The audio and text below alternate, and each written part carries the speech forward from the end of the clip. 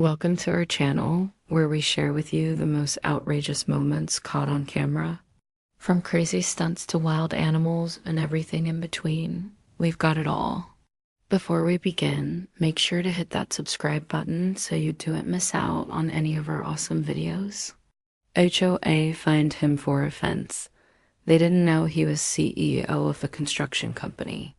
It was just an ordinary day in the neighborhood when the homeowner association decided to pay a visit to Mark, a resident who had recently put up a fence around his property. However, they were in for a big surprise because little did they know that Mark was actually the CEO of a construction company. So what exactly went down during this unexpected encounter? Did the HOA back down after discovering Mark's true identity? Or did they stick to their guns? Let's find out in today's episode. Mark, a successful businessman and resident of an exclusive neighborhood, had always been meticulous about maintaining the aesthetic appeal of his property. Recently, he decided to replace his old wooden fence with a more modern and durable metal one. However, he soon realized that the process of obtaining approval from the homeowners association was far from straightforward. The Homeowners Association, known for its strict adherence to aesthetic guidelines, had the power to approve or reject any modifications to the appearance of homes within the community. And they were notorious for being sticklers when it came to maintaining the neighborhood's uniformity. In fact, there were many cases where they had fined residents for minor infractions, such as having the wrong type of grass or the wrong color shutters. Despite this reputation, Mark decided to proceed with his plans to install a new fence. He submitted the necessary paperwork and patiently waited for the HOA's approval. But much to his dismay, he received a letter of rejection, citing the new fence's material as being inconsistent with the neighborhood's aesthetic guidelines. Undeterred, Mark decided to challenge the HOA's decision. He attended the next HOA meeting armed with arguments and evidence to support his case. He emphasized the benefits of the new metal fence and pointed out that it would enhance the property as security and maintain the neighborhood as overall appearance. However, the HOA board remained unmoved, citing the need to uphold the community's aesthetic standards. In a last-ditch effort to persuade the board, Mark offered to compromise, suggesting a fence made of a different material that would better match the neighborhood's aesthetic. Yet the HOA board rejected even this proposal, leaving Mark feeling frustrated and disillusioned. They were sticking to their guns and would not budge on the issue, even in the face of his logical arguments and compromise offers. As time went on, the tension between Mark and the HOA escalated, resulting in a stalemate that threatened to disrupt the tranquility of the neighborhood. But how did the situation eventually get resolved? Did Mark manage to convince the HOA to reconsider their decision? Or did he decide to take another route altogether? Let's find out in today's episode. With the HOA unwilling to compromise, Mark decided to take matters into his own hands. He decided to build the fence anyway, confident that he would be able to defend his actions. After all, he had done everything right up to the point of installation and believed he had a strong case.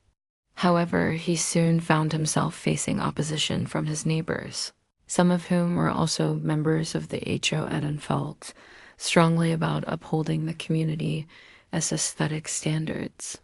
Despite the pushback, Mark pressed on with the construction of his fence, determined to stand up for his rights as a homeowner.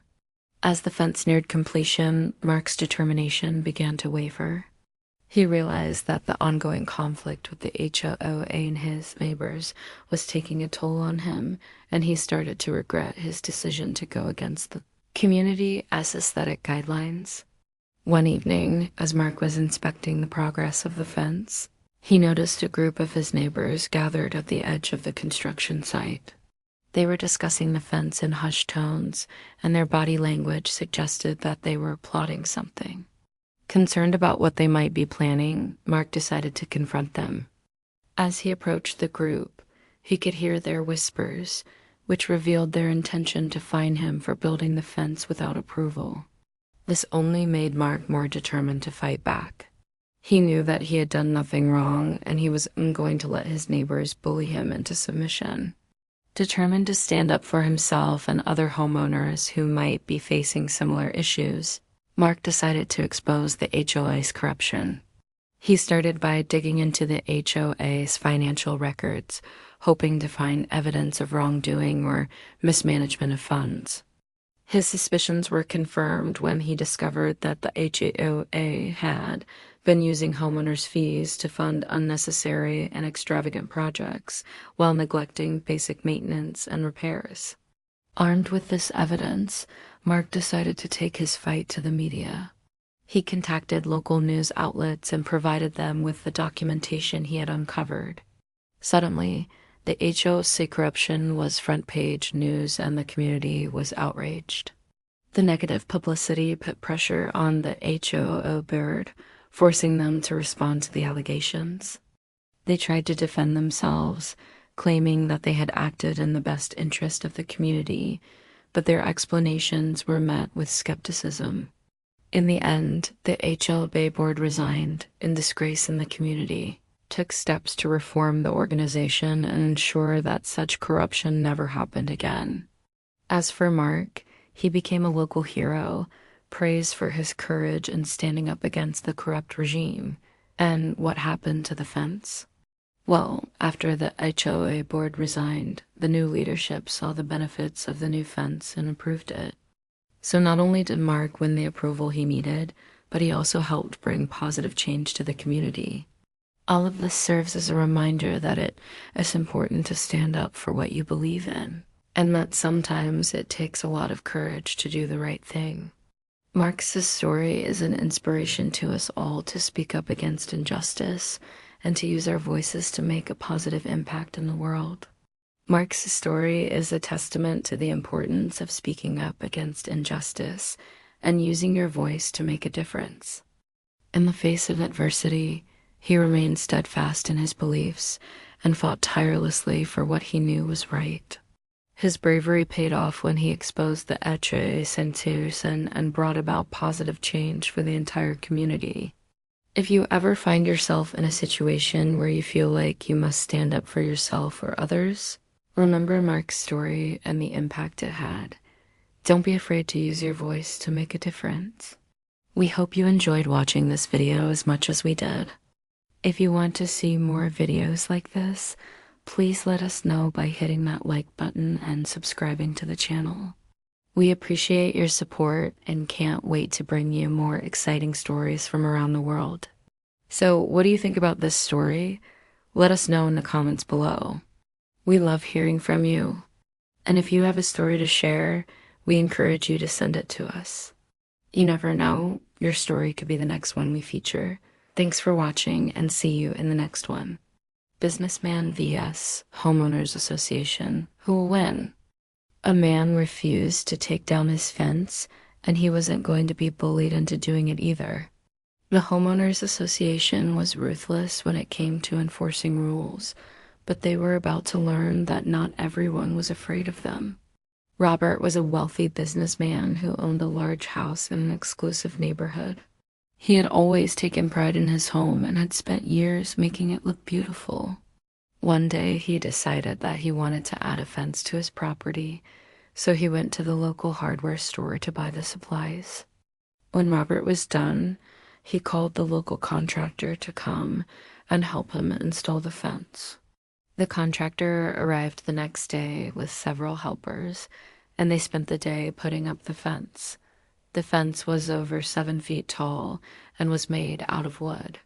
Robert loved the way it looked and couldn't wait to show it off to his friends. But he knew that he had to check with the HOA first.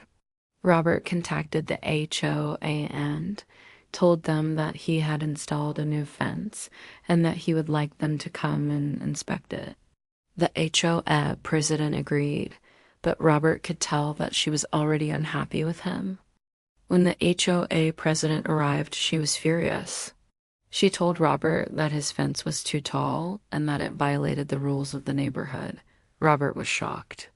He couldn't believe that the HOA was threatening him. He had always been a good citizen and had never had any problems with them before. But he knew that he couldn't just take down the fence. It had taken him months to save up the money for it, and he had no intention of letting the HOA bully him into backing down. So Robert decided to fight back. He hired a lawyer and started planning his next move. He knew that the HOA had no right to tell him what he could or couldn't do on his property, and he was determined to prove it. Robert's lawyer sent the HOA a letter telling them that they had no right to fine him. The HOA president was furious, but she couldn't argue with the facts. She had no choice but to back down. Robert was victorious, but he knew that the HOA wouldn't make it easy for him. They had fined him $10,000, and he was going to make sure that they paid for it. Robert hired a team of lawyers and spent thousands of dollars fighting the HOA, but in the end, it was all worth it. Not only did he win his case, but he also made sure that the HOA was held accountable for their actions.